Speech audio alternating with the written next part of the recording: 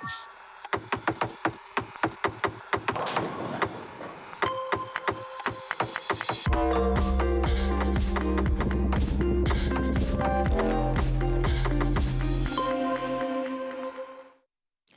everyone, you're now with me, Ruben Gomez for TVS News at 5. Let's moving on to the news.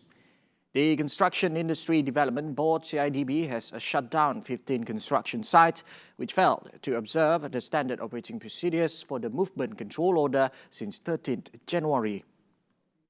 According to Senior Minister of Works Datuk Sri Fadilah Yusof, during the MCO period, CIDB has inspected 1,078 construction sites nationwide and only 1,022 sites complied to the SOPs.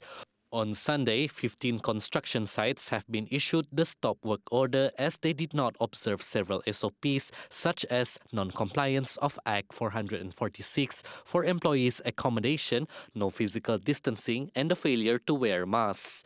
CIDB has also been directed to intensify SOP inspections at construction sites nationwide to ensure compliance. Failure to comply will result in the closure of construction site. For the record, since 20th September 2020 until 12 February 2021, a total of 527 clusters were detected involving workplaces from 852 clusters reported in the third wave of the COVID-19 pandemic throughout the country. Prime Minister Tan Sri Muhyiddin Yassin today launched the National Unity Policy to ensure that Malaysia remains a strong nation with unity at its core. The policy, based on the concept Unity in Diversity, outlines continuous efforts to nurture, strengthen and preserve the unity of the people. The three main objectives of the policy are to strengthen unity and the national integration based on the Federal Constitution and the Rukun Negara, or known as national philosophy. It is to form a national identity with character, patriotism, the attitude of caring, tolerance, mutual respect and responsibility, as well as producing Malaysians who appreciate and foster unity. Kerajaan amat menyadari akan hakikat bahawa perpaduan adalah tunjang kemakmuran negara. Maka perpaduan dalam kepelbagaian atau unity in diversity yang berteraskan model integrasi inilah yang kita hasratkan untuk rakyat Malaysia. Ini kerana berdasarkan sejarah, kita rakyat Malaysia telah menerima hakikat bahawa masyarakat negara ini adalah majmuk dan pelbagai latar belakang, pegangan agama, pengenalan bangsa dan budaya. Due to the differences and diversity, Muhyiddin said that the efforts towards boosting unity in the country should be complemented and based on continuous integration effort.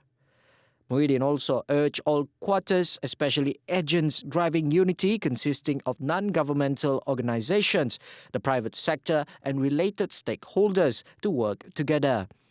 He stressed that the National Unity Policy is a common policy and all parties are agents of unity that will bring this aspiration forward. On the same development, Tan Sri Muhyiddin Yassin reminds Malaysians to be wary of the manipulations of racial sentiments by politicians. The Prime Minister said that was the main challenge in almost all multiracial countries. Pelaku politik yang cuba menaikkan saham politik masing-masing melalui eksploitasi perasaan kaum, hendaklah kita elakkan. He said the government was aware that Malaysians would never sacrifice social solidarity and national unity for personal goals.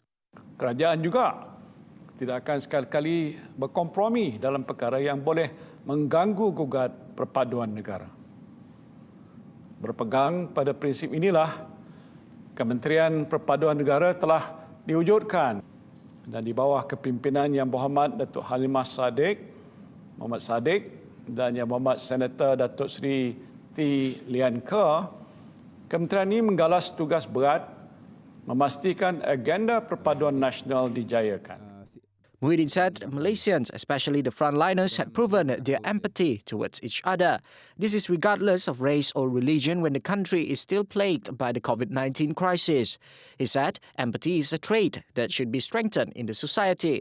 It helps in efforts to overcome racial challenges more effectively. Dalam tempoh negara berdepan dengan wabak COVID-19 ini, saya sedar bahawa ramai di kalangan kita juga telah menunjukkan sifat empati sama kita. Kita perlu terus menjeburkan sifat empati ini dalam kita hendak memahami isu-isu kaum dari perspektif yang lebih seimbang dan menyeluruh. Seperti beberapa negara-negara berbilang kaum yang lain, kadang-kadang kita hanya melihat isu kaum dari sudut kaum atau kumpulan tertentu. Muhyiddin said this perspective needs to be improved to make it more balanced and holistic. He said it should be nurtured through the education system and the media. The sexual harassment bill is expected to be ready this March and will be tabled in the next Dewan Rakyat session. Women, Family and Community Development Minister Datuk Seri Rina Muhammad Harun said the draft of the bill was in the final stage scrutiny for the Attorney General Chambers. She also said that awareness efforts and education on sexual harassment are being mobilized by all agencies under this ministry. Rina assured that the bill would be holistic in nature to curb issues linked to sexual harassment. She added that it was not merely limited to harassment at the place of work. She said this when commenting on calls by several parties. This is following sexual harassment allegations recently involving the police. Prior to this, numerous quarters, including non-government organizations, had urged the government to create specific legislation to deal with sexual harassment. Right, everyone, you're now back with me, Ruben Gomez, for TVS News. Pos Malaysia Berhad has introduced a new online insurance platform. The applications will allow customers to renew their motor vehicle insurance anytime and anywhere through the Pos Malaysia mobile app. Pos Malaysia in a statement said customers only need to provide their MyCard number, car registration number and other required information. Customers will receive their insurance premium code and the insurance policy via email after completing their payment online. Group Head of Channel Management and Customer Experience, Asmil Merikan, said Pos Malaysia is actively modernizing its retail services through digitalization. He said this will make transactions available both online and over the counter. In addition, Asmil said customers can look forward to more services from the Pos Malaysia mobile app. It includes financing, wasiat, remittance and others. Pos Malaysia said digitalization and innovation will be embraced as part of the customer's digital ecosystem and business value chain. The Pos Malaysia mobile app can be downloaded from the Google Play Store for Android, Apple App Store for iOS and Huawei App Gallery. The Sarawak General Operations Force GOF has seized 140 sacks of agricultural produces worth 7,000 ringgit after foiling a smuggled attempt into the state through Lundu. Its commander, Senior Assistant Commissioner Mancha Atta said 6 male suspects, 5 of whom are Indonesians, were arrested at an oil palm plantation in Kampong Raso at 1:30 p.m. yesterday. During their patrol, the team managed to detain a lorry and a pickup that had stopped to unload agricultural produce. Mancha said they seized 28 sacks of dragon fruit, 39 sacks of ginger, 12 sacks of turnip, 29 sacks of beans, 13 sacks of petai, 4 sacks of red rice and 15 sacks of sweet potatoes. The overall value of seizure was estimated at 110,000 ringgit.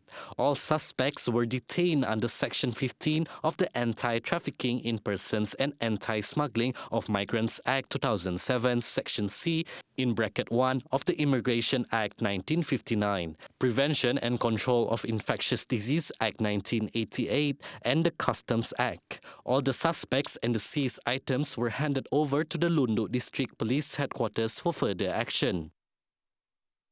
The Malaysian Maritime Enforcement Agency's capacity will be strengthened through the acquisitions of new assets. The assets include offshore patrol vessels, aircraft and various infrastructure development. Home Minister Datuk Seri Hamzah Zainuddin said the agency was conducting various operations such as the Op Naga and Op Kuda Laut. He said the agency had successfully foiled many illegal fishing boats, drugs and migrant smuggling activities throughout the year 2020. Through the Op Benteng, Hamzah said the agency had successfully addressed the illegal entry of immigrants during the COVID-19 pandemic. Kerajaan sentiasa mengiktiraf peranan yang dimainkan oleh agensi penguatkuasa maritim Malaysia di samudera negara dalam memastikan keamanan, keselamatan dan kesejahteraan negara.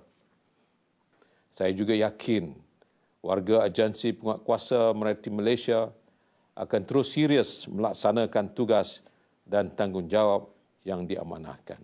Meanwhile, Director General Maritime Admiral Dato' Muhammad Zubil Mat Som said the agency had detained 75 foreign fishing boats and 820 crew members with a total seizure of 112.5 million ringgit through the Op Kuda Laut from June 24th until December 31st last year.